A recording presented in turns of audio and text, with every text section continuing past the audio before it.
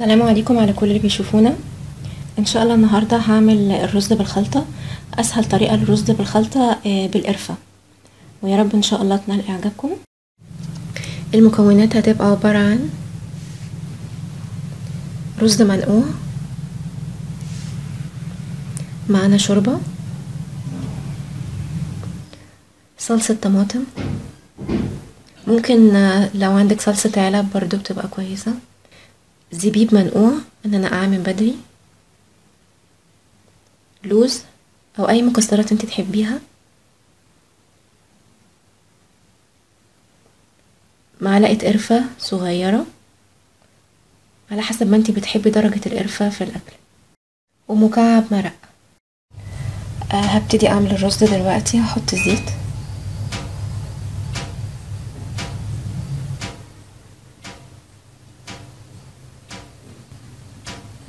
وهحط له الصلصه على طول، وهنزل بالشوربه،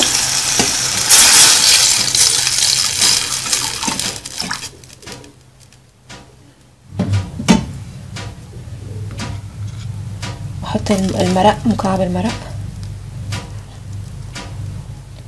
والقرفه،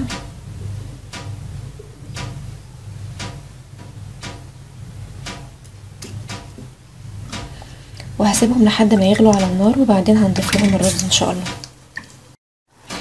الشوربه غليت، انا هنزل فيها الرز. انا هنزل شوربه كمان لان الشوربه ما كانتش كتير، يعني يكون فوقها شوربه مثلا بقد عقلتين صباع كده، لان دايما الرز اللي بيبقى بالصلصه حتى رز السمك بيحتاج ميه وشوربه اكتر من الرز الابيض، وبياخد وقت في السوا اكتر من الرز الابيض كمان. انا مش هحط ملح لان انا طبعا الشوربه مملحه، وكمان حتى مكعب مرق، فما تحطيش ملح خالص، او دوقي لو حبيتي زودي. هسيب الرز يستوي.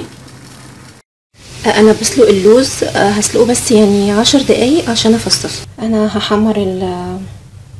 هحمر اللوز، احط شويه زيت،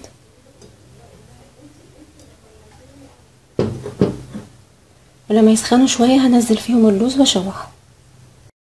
الزيت سخن،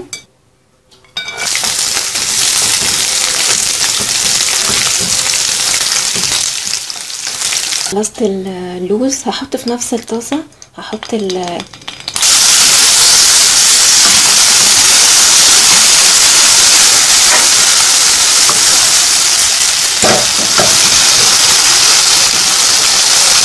هنشيله من على النار بعد ما يعني يكبر شويه وتلاقيه انتفخ كده واخد لون ذهبي، نشيله بقى من على النار. انا خلصت الرز خلاص وغرفته، ويا رب يعجبكم ان شاء الله. وما تنسوش باذن الله لو عجبكم الطبق تعملوا لنا اشتراك على القناه ولايك على الفيس، وبألف هنا وشفا.